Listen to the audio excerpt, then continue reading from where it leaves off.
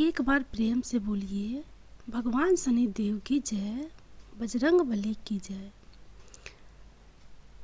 एक समय स्वर्ग लोक में सबसे बड़ा कौन के प्रश्न पर 9 ग्रहों में विवाद हो गया।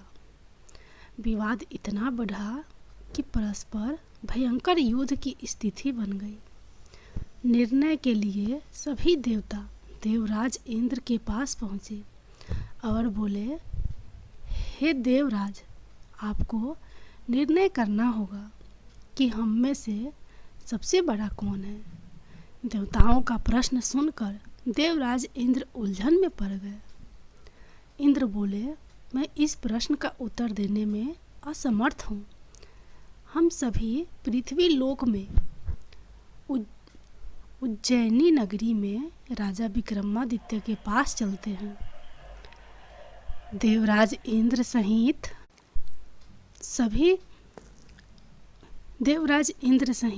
सभी ग्रह यानी देवता उज्जैनी नगरी पहुँचे। महल में पहुंचकर जब देवताओं ने उनसे अपना प्रश्न पूछा तो राजा विक्रमादित्य भी कुछ देर के लिए परेशान हो उठे, क्योंकि सभी देवता अपनी अपनी शक्तियों के कारण महान थे। किसी को भी छोटा या बड़ा कह देने से उनके क्रोध के प्रकोप से भयंकर हानि पहुंच सकती थी। अचानक राजा विक्रमादित्य को एक उपाय सूझा और उन्होंने विभिन्न धातुओं स्वर्ण, रजत, चांदी का सा तांबा, सीसा, रंगा, जस्ता, अभ्रक व लोहे के 9 आसन बनवाए।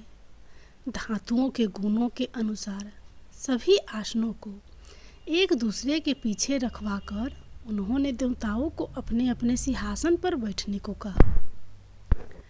देवताओं के बैठने के बाद राजा विक्रमादित्य ने कहा, आपका निर्णय तो स्वयं हो गया। जो सबसे पहले सिंहासन पर विराजमान है वही सबसे बड़ा है। राजा विक्रमादित्य के निर्णय को सुनकर शनि देवता ने सबसे पीछे आसन पर बैठने के कारण अपने को छोटा जानकर क्रोधित होकर कहा, राजा विक्रमादित्य, तुमने मुझे सबसे पीछे बैठाकर मेरा अपमान किया है। तुम मेरी शक्तियों से परिचित नहीं हो। मैं तुम्हारा सर्वनाश कर दूंगा। शनि ने कहा, सूर्य एक राशि पर 1 महीने, चंद्रमा 2.25 दिन, मंगल 1.5 महीने, बुध और शुक्र 1 महीने, बृहस्पति 13 महीने रहते हैं। लेकिन मैं किसी राशि पर 7.5 वर्ष 7.5 तक रहता हूँ। बड़े बड़े देवताओं को मैंने अपने प्रकोप से पीड़ित किया। राम को 7.5 के कारण ही वन में जाकर रहना पड़ा और रावण को 7.5 के कारण ही युद्ध में मृत्यु का शिकार बनना पड़ा। राजा, अब तो तू भी मेरे प्रकोप से नहीं बच सकेगा। इसके बाद अन्य ग्रहों के देवता तो प्रसन्नता के साथ चले गए, परंतु शनिदेव बड़े क्रोध के साथ वहाँ से विदा हुए। राजा विक्रमादित्य पहले की तरह ही न्याय करते रहे। उनके राज्य में सभी स्त्री पुरुष बहुत आनंद से जीवन यापन कर रहे थे। कुछ दिन ऐसे ही बीत गए। उधर शनि देवता अपने अपमान को भूले नहीं थे। विक्रमादित्य से बदला लेने के लिए एक दिन शनि देव ने घोड़े के व्यापारी का रूप धारण किया और बहुत से घोड़ों के साथ उज्जैनी नगरी पहुँचे। राजा विक्रमादित्य ने राज में किसी घोड़े के व्यापारी के आने का समाचार सुना तो अपने अश्वपाल को कुछ घोड़े खरीदने के लिए भेजा। घोड़े बहुत कीमती थे। अश्वपाल ने जब वापस लौटकर इस संबंध में बताया तो राजा विक्रमादित्य ने स्वयं आकर एक सुंदर व शक्तिशाली घोड़े को पसंद किया। घोड़े की चाल देखने के लिए राजा उस घोड़े पर सवार हुए तो वह घोड़ा बिजली की गति से दौड़ पड़ा। तेजी से दौड़ता घोड़ा राजा को दूर एक जंगल में ले गया और फिर राजा को वहां गिराकर जंगल में कहीं गायब हो गया। राजा अपने नगर को लौटने के लिए जंगल में भटकने लगा, लेकिन उन्हें लौटने का कोई रास्ता नहीं मिला। राजा को भूख प्यास लग आई। बहुत घूमने पर उसे एक चरवाहा मिला। राजा ने उससे पानी मांगा। पानी पीकर राजा ने उस चरवाहे को अपनी अंगूठी दे दी। फिर उससे रास्ता पूछकर वह जंगल से निकलकर पास के नगर में पहुंचा। राजा ने एक सेठ की दुकान पर बैठकर कुछ देर आराम किया। उस सेठ ने राजा से बातचीत की तो राजा ने उसे बताया कि मैं उज्जैनी नगरी से आया हूँ। राजा के कुछ देर दुकान पर बैठने से सेठ जी की बहुत बिक्री हुई। सेठ ने राजा को बहुत भाग्यवान समझा और खुश होकर उसे अपने घर भोजन के लिए ले गया। सेठ के घर में सोने का एक हार खूंटी पर लटका हुआ था। राजा को उस कमरे में छोड़कर सेठ कुछ देर के लिए बाहर गया। तभी एक आश्चर्यजनक घटना घटी। राजा के देखते देखते सोने के उस हार को खूंटी निगल गई। सेठ ने कमरे में लौटकर हार को गायब देखा तो चोरी का संदेह राजा पर ही किया, क्योंकि उस कमरे में राजा ही अकेला बैठा था। सेठ ने अपने नौकरों से कहा कि इस परदेसी को रस्सियों से बांधकर नगर के राजा के पास ले चलो। राजा ने विक्रमादित्य से हार के बारे में पूछा तो उसने बताया कि उसके देखते ही देखते खूंटी ने हार को निगल लिया था। इस पर राजा ने क्रोधित होकर चोरी करने के अपराध में विक्रमादित्य के हाथ पांव काटने का आदेश दे दिया। राजा विक्रमादित्य के हाथ पांव काटकर उसे नगर की सड़क पर छोड़ दिया गया। कुछ दिन बाद एक तेली उसे उठाकर अपने घर ले गया और उसे अपने कोल्हू पर बैठा दिया। राजा आवाज देकर बैलों को हाँकता रहता। इस तरह तेली का बैल चलता रहा और राजा को भोजन मिलता रहा। शनि के प्रकोप से 7.5 पूरी होने पर वर्षा ऋतु प्रारंभ हुई। राजा विक्रमादित्य एक रात मेघ मल्हार गा रहा था कि तभी नगर के राजा की लड़की राजकुमारी मोहिनी रथ पर सवार उस तेली के घर के पास से गुजरी। उसने मेघ मल्हार सुना तो उसे बहुत अच्छा लगा और दासी को भेजकर गाने वाले को बुला लाने को कहा।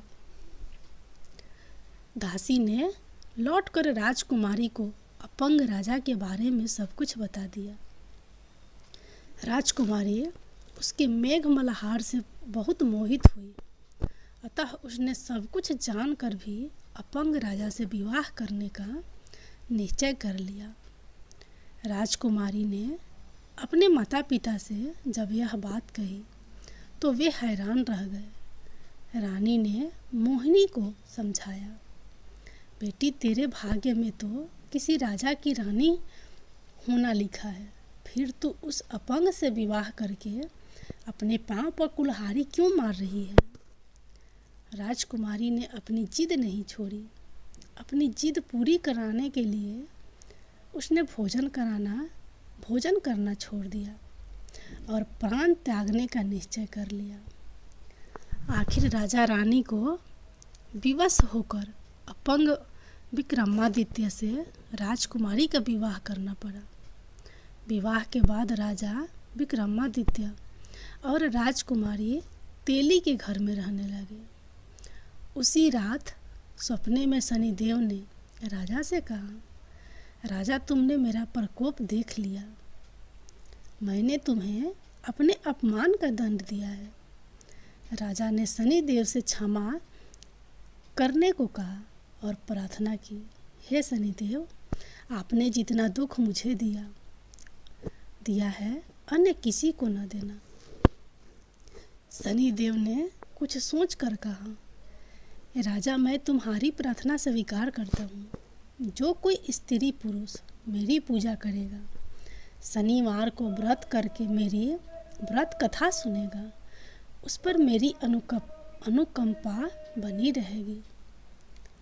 प्रातःकाल राजा विक्रमादित्य की नींद खुली तो अपने हाथ पांव देखकर राजा को बहुत खुशी हुई।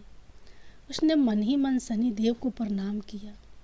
राजकुमारी भी राजा के हाथ पांव सही सलामत देखकर आश्चर्य में डूब गई।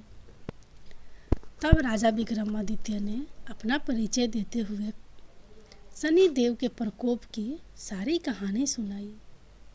सेठ को जब इस बात का पता चला तो डरता हुआ तेली के घर पहुंचा और राजा के चरणों में गिरकर क्षमा मांगने लगा। राजा ने उसे क्षमा कर दिया, क्योंकि यह सब तो शनिदेव के प्रकोप के कारण हुआ था। सेठ राजा को अपने घर ले गया और उसे भोजन कराया। भोजन करते समय वहाँ एक आश्चर्यजनक घटना घटी। सबके देखते देखते उस खूंटी ने हार उगल दिया।